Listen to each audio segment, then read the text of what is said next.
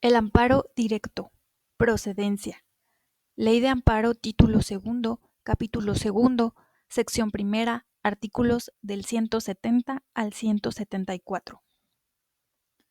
Artículo 170. El juicio de amparo directo procede 1. Contra sentencias definitivas, laudos y resoluciones que pongan fin al juicio, dictadas por tribunales judiciales, administrativos, agrarios o del trabajo, ya sea que la violación se cometa en ellos o que cometida durante el procedimiento afecte la defensa de la persona quejosa trascendiendo al resultado del fallo. Se entenderá por sentencias definitivas o laudos las que decidan el juicio en lo principal, por resoluciones que pongan fin al juicio las que sin decidirlo en lo principal lo den por concluido. En materia penal, las sentencias condenatorias, absolutorias y de sobreseimiento podrán ser impugnadas por la víctima o persona ofendida del delito. Para la procedencia del juicio deberán agotarse previamente los recursos ordinarios que se establezcan en la ley de la materia, por virtud de los cuales aquellas sentencias definitivas o laudos y resoluciones puedan ser modificados o revocados, salvo el caso en que la ley permita la renuncia de los recursos.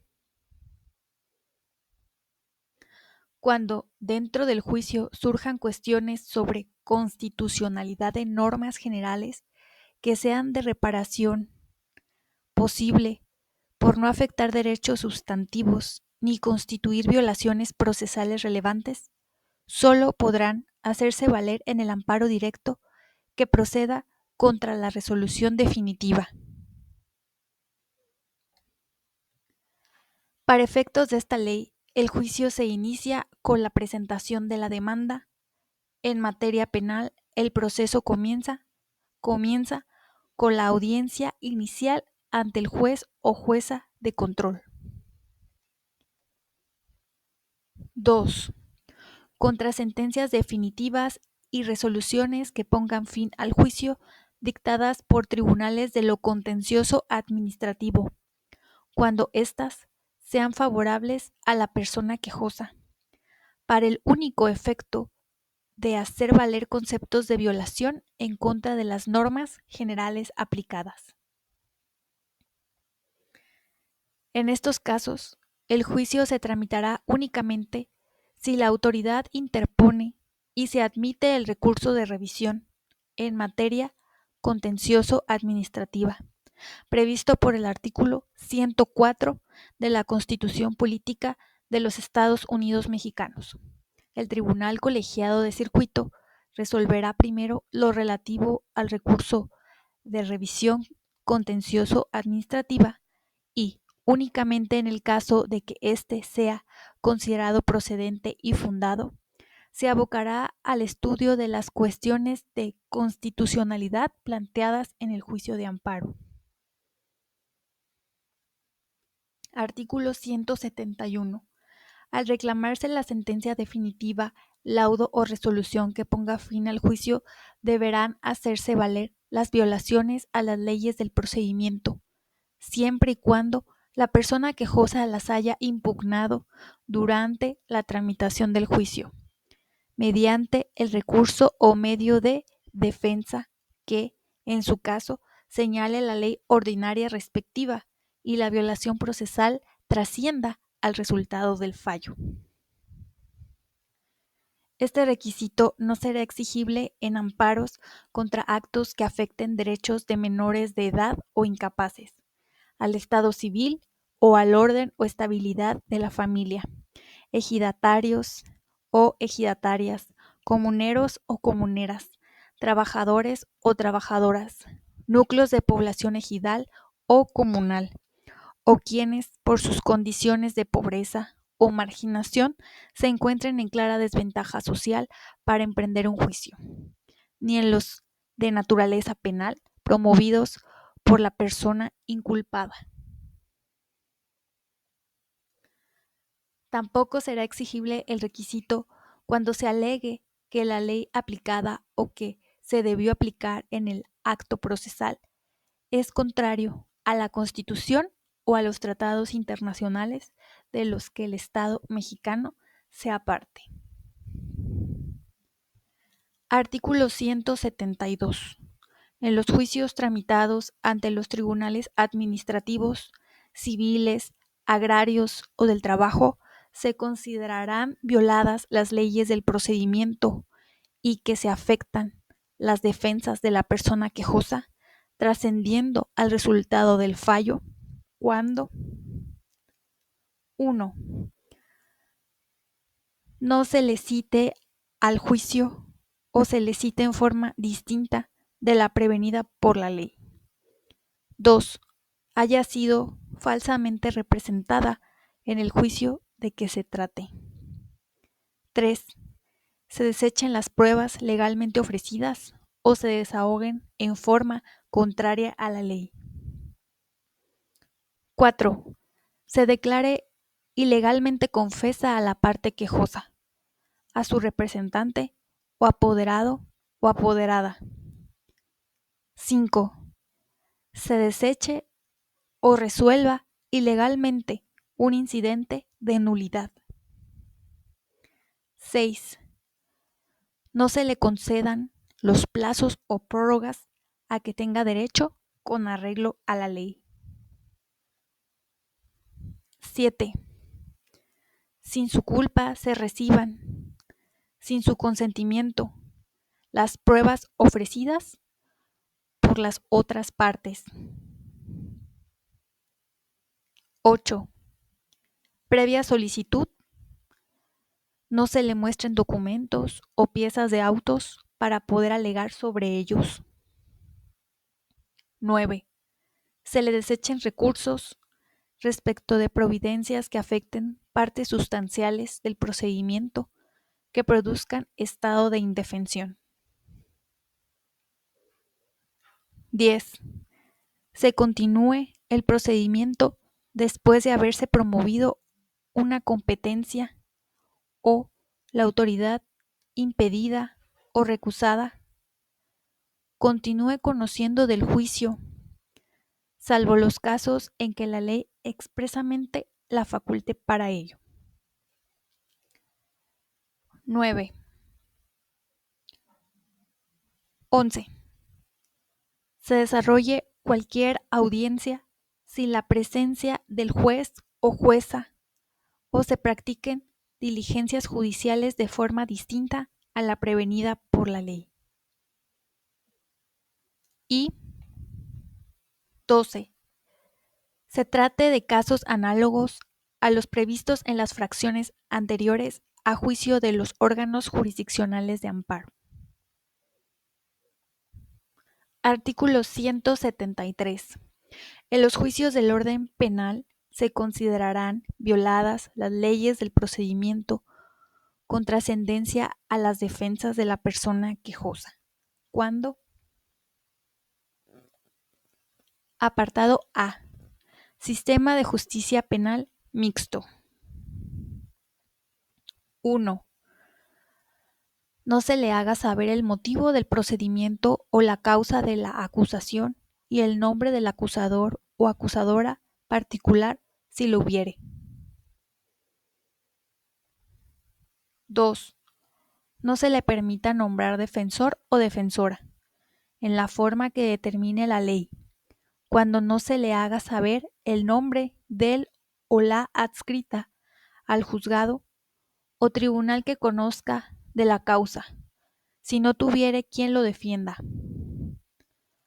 Cuando no se le facilite la manera de hacer saber su nombramiento al defensor o defensora designada. Cuando se le impida comunicarse con él o que dicho defensor lo asista en alguna diligencia del proceso, o cuando, habiéndose negado a nombrar defensor o defensora, sin manifestar expresamente que se defenderá por sí misma, no se le nombre de oficio. 3. Habiéndolo solicitado no se le caree en presencia del juez o jueza, en los supuestos y términos que establezca la ley. 4.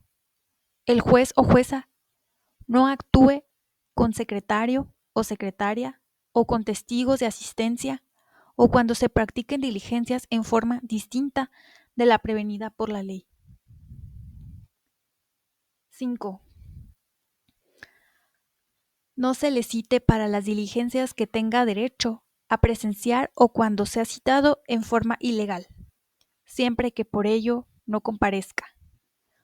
Cuando no se le admita en el acto de la diligencia o cuando se le coarten en ella los derechos que la ley le otorga. 6. No se respete a la persona imputada el derecho a declarar o a guardar silencio. La declaración de la persona imputada se obtenga mediante incomunicación, intimidación, tortura o sin presencia de su defensor o defensora, o cuando el ejercicio del derecho a guardar silencio se utilice en su perjuicio. 7. No se le reciban las pruebas que ofrezca legalmente o cuando no se reciban con arreglo a derecho. 8. Se le desechen los recursos que tuviere conforme a la ley, respecto de providencias que afecten partes substanciales del procedimiento y produzcan indefensión, de acuerdo con las demás fracciones de este mismo artículo.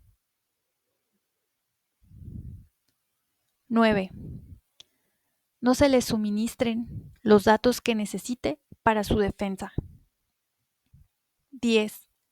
Se celebre la audiencia de derecho sin la asistencia del o la agente del Ministerio Público a quien corresponda formular la requisitoria, sin la del juez o jueza que deba fallar o la del secretario o secretaria o testigos de asistencia que deban autorizar el acto, así como el defensor o defensora.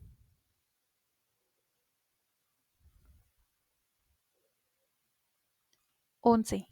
La sentencia se funde en la confesión del reo o la rea, si estuvo incomunicada antes de otorgarla, o si se obtuvo su declaración por medio de intimidación, tortura o de cualquier otra coacción. 12. La sentencia se funde en alguna diligencia cuya nulidad establezca la ley expresamente. 13. Seguido el proceso por el delito determinado en el auto de formal prisión, la persona quejosa fuere sentenciada por diverso delito.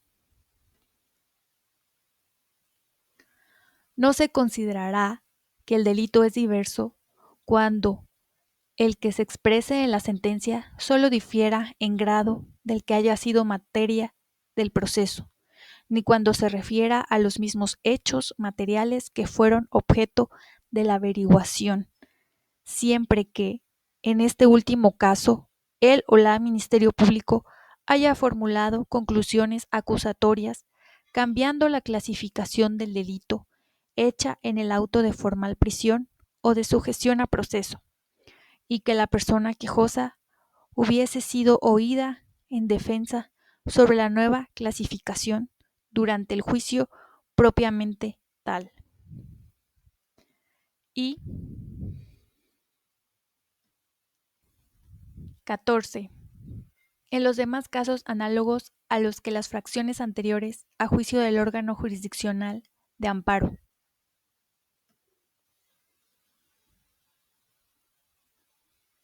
Apartado B. Sistema de justicia penal acusatorio y oral. 1. Se desarrolle cualquier audiencia sin la presencia del órgano jurisdiccional actuante o se practique diligencias en forma distinta a la prevenida por la ley. 2. El desahogo de pruebas se realice por una persona distinta a la autoridad judicial que deba intervenir.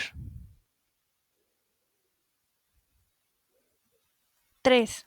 Intervenga en el juicio el órgano jurisdiccional que haya conocido del caso previamente. 4. La presentación de argumentos y pruebas en el juicio no se realice de manera pública, contradictoria y oral, salvo las excepciones previstas por la legislación procedimental aplicable. 5. La oportunidad para sostener la acusación o la defensa no se realice en igualdad de condiciones. 6. No se respete a la persona imputada el derecho a declarar o guardar silencio. La declaración de la persona imputada se obtenga mediante incomunicación, intimidación, tortura o sin presencia de su defensor o defensora, o cuando el ejercicio del derecho a guardar silencio se utilice en su perjuicio. 7. El órgano jurisdiccional reciba a una de las partes para tratar el asunto sujeto a proceso sin la presencia de la otra, salvo las excepciones previstas por la legislación procedimental aplicable. 8. La persona imputada no sea informada desde el momento de su detención en su comparecencia ante él o la Ministerio Público o ante el órgano jurisdiccional de los hechos que se le imputan y los derechos que le asisten. 9. No se le haga saber o se le niegue a la persona imputada extranjera el derecho a recibir asistencia consular de las embajadas o consulados del país respecto de que sea nacional, salvo que haya declinado fehacientemente a este derecho. 10. No se reciban a la persona imputada los medios de prueba o pruebas pertinentes que ofrezca o no se reciban con arreglo a derecho. No se le conceda el tiempo para el ofrecimiento de pruebas o no se le auxilie para obtener la comparecencia de las personas de quienes ofrezca su testimonio en los términos señalados por la ley. 11. La persona imputada no sea juzgada en audiencia pública por un juez o jueza o tribunal, salvo cuando se trate de los casos de excepción precisados por las disposiciones aplicables. 12. No se faciliten a la persona imputada todos los datos que solicite para su defensa y que consten en el procedimiento o se restrinja a la persona imputada y a la defensa el acceso a los registros de investigación cuando la primera esté detenida o se pretenda recibirle declaración o entrevistarla. 13.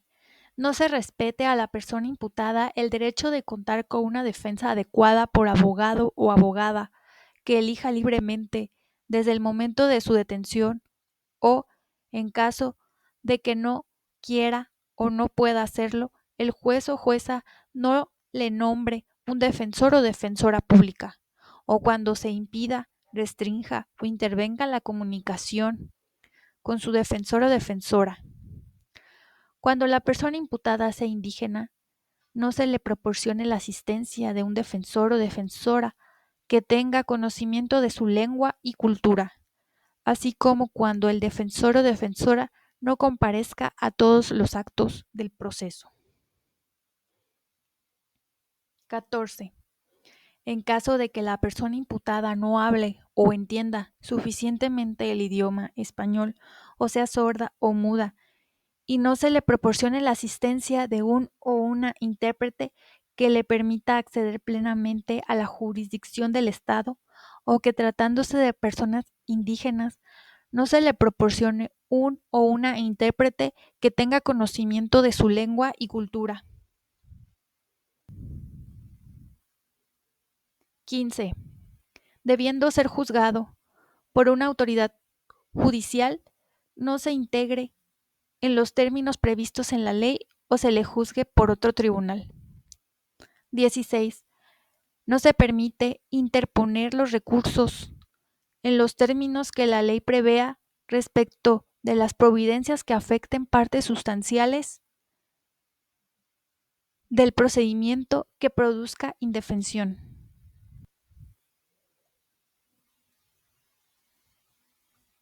17. No se hayan respetado los derechos de la persona víctima y ofendida en términos de la legislación aplicable. 18. Cuando seguido el proceso por un delito, la persona quejosa haya sido sentenciada por un ilícito diverso a los mismos hechos materiales que fueron objeto de la investigación, sin que hubiese sido oída en defensa sobre la nueva clasificación en términos de la legislación procedimental aplicable.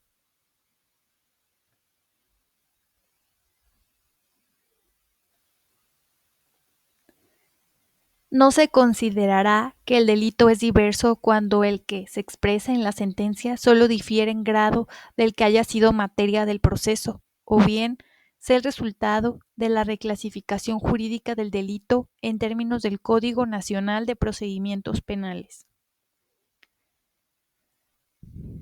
19. Se trata de casos análogos a las fracciones anteriores a juicio del órgano jurisdiccional de amparo. Artículo 174. En la demanda de amparo principal y, en su caso, en la adhesiva, la persona quejosa deberá hacer valer todas las violaciones procesales que estime se cometieron. Las que no se hagan valer se tendrán por consentidas. Asimismo, precisará la forma en que trascendieron en su perjuicio al resultado del fallo. El Tribunal Colegiado de Circuito deberá decidir respecto de todas las violaciones procesales que se hicieron valer y aquellas que, en su caso, advierta en suplencia de la queja. Si las violaciones procesales no se invocaron en un primer amparo, ni el tribunal colegiado correspondiente las hizo valer de oficio en los casos en que proceda la suplencia de la queja, no podrán ser materia de concepto de violación ni de estudio oficioso en juicio de amparo posterior.